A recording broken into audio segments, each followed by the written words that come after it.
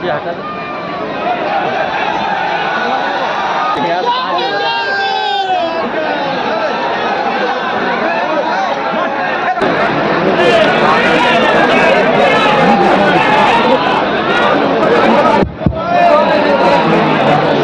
यहाँ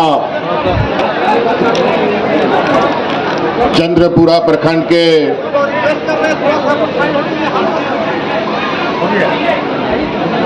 तेलों में डुमरी विधानसभा के उपचुनाव के इस सभा में हमारे साथ मंच पर उपस्थित यूपीए गठबंधन और इंडिया गठबंधन के समस्त नेतागण, कांग्रेस, जेएमएम, आरजेडी, सीपीआई के सभी सम्मानित सदस्यगण, यहाँ मंच पर उपस्थित हम सबों के तरफ से खड़ा किया गया उम्मीदवार आदरणीय भावी मां के रूप में बेबी देवी जी और विशेषकर आज यहाँ इस मैदान में काफी देर से और बड़ी संख्या में उपस्थित आप सभी हमारे किसान भाइयों, माताएं, बहनें, बड़े बुजुर्ग, नौजवान साथियों, पत्रकार मित्रों, सबसे पहले आपका इस भव्य समर्थन के लिए बहुत बहुत आभार प्रकट करते हुए आपको जोहार करता हूं।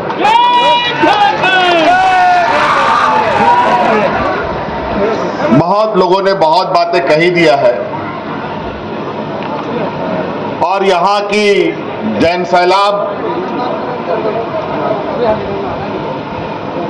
आज इस बात को प्रमाणित कर रही है कि डुमरी उपचुनाव यूपीए गठबंधन सिर्फ जीतेगा नहीं बल्कि सबका जमानत जब्त कर देगा।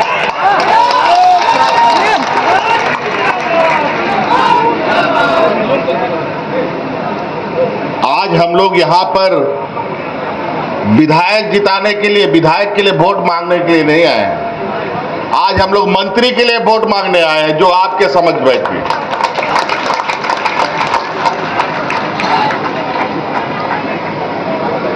हम लोग मान सम्मान स्वाभिमान की राजनीति करते हैं। हम लोग मान सम्मान स्वाभिमान से कभी भी समझौता नहीं कर सकते।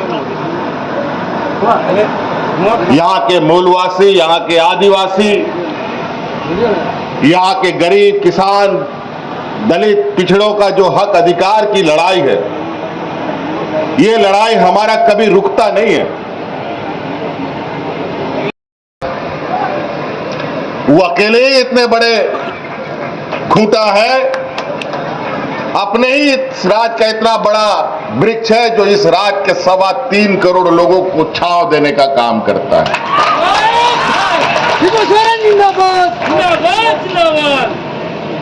आज हमारी सरकार जिस दिन से बनी उसी दिन से ये विपक्ष लोग रोज कुछ ना कुछ षड्यंत्र बना बना करके हमारे सरकार को गिराने में लगा। कभी विधायक को खरीद फरोख्त करने का खबर आता है, कभी सीबीआई ईडी का छापा पढ़ करके हमें दिग्भ्रमित करने का काम करता है, काम नहीं करने देता है। और साथ साथ में इस राज्य में जो चुनौती आती रही है, कोरोना जैसे, सुखाड़ जैसे चुनौतियां भी बीच में हम लोगों ने देखा। लेकिन इतना विपरीत परिस्थिति में भी हमारी सरकार ने जिस तरीके से काम किया है, और खासकर डुमरी के जो मंत्री थे भाई जगन्नाथ महतो, जिसको टाइगर भी आप लोग कहते थे, वो टाइगर का नाम आप लोगों ने दिया था। टाइगर का नाम उसका नहीं था, उसका नाम जगन्नाथ महतो था। टाइगर का नाम डुमरी विधानसभा के लोगों ने उसको दिया है।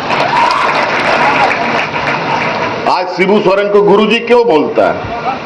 कौन बोलता है? गुरुजी तो उनका नाम नहीं है। तो उसी तरीके से जो हमारे बड़े भाई थे जगन्नाथ महतो जी,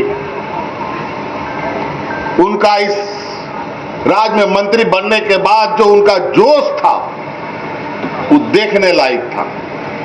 हम तो कभी कभी घबरा जाते थे उनके जोश से।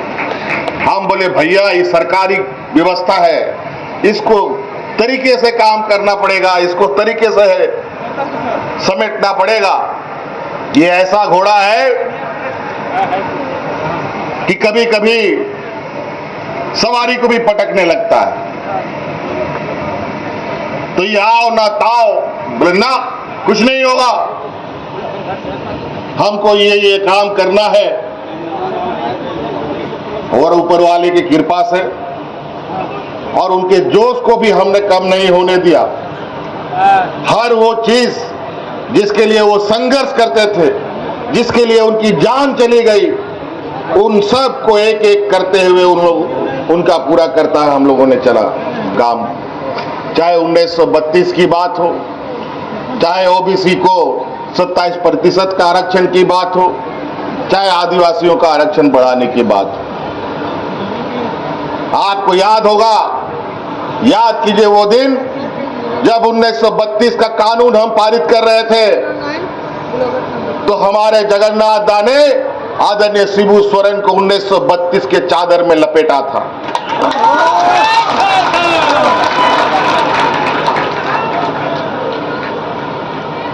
इनका जोश हमको पता भी नहीं चला कब चले गए, और गुरुजी से आशीर्वाद ले लिया।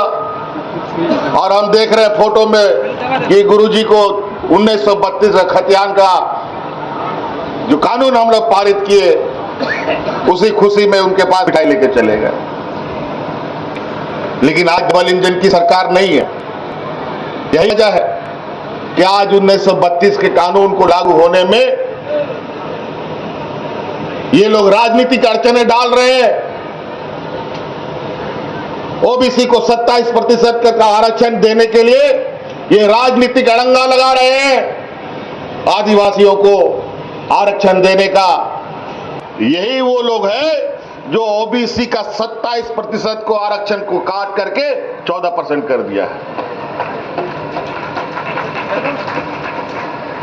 और 1932 के जगह 1985 का कानून बना दिया डबल इंजन ने। 32 का क्यों कानून नहीं बनाया? कल ही कहीं हम व्हाट्सएप फेसबुक में देख रहे थे कि आजसू के नेता कह रहे थे कि हाँ हम लोगों ने 1985 पास किया है, तुम लोग 1932 का पास करके दिखाओ। अरे बोले अरे बेमानो, डबल इंजन की सरकार ने 1985 पास किया था, सिंगल इंजन ने तो 1932 का कानून बना के पास किया। लेकिन ये आधा रास्ता तय कर चुका है। अब आने वाला 2024 के चुनाव में अब हम लोग की डबल इंजन की सरकार बनेगी और 1932 का कानून पास होगा। चिंता मत कीजिए। फिर भी कानून नहीं पास होने के बावजूद भी वर्तमान में जो हम लोग नौजवानों को यहां सरकारी नौकरियां दे रहे हैं और गैर सरकारी नौकरी दे रहे हैं, उसमें 90 से 95% हमारा यहाँ का आदिवासी मूलवासी नौजवानों को नौकरी दे रहे हैं। लगभग 10,500 लड़के लड़कियों को हम लोगों ने नियुक्ति पत्र दिया और 10,500 में से 9,500 बच्चा जो यहाँ का था, यहाँ का आदिवासी दलित पिछड़ा नौजवान था। में 2019 के बाद जितना उपचुनाव हम लोगों ने देखा है, वो इतना उपचुनाव किसी भी 20 सालों में नहीं हुआ। और इन उपचुनाव में सभी उपचुनाव में हमने विपक्ष को पटकनियां देने का काम किया।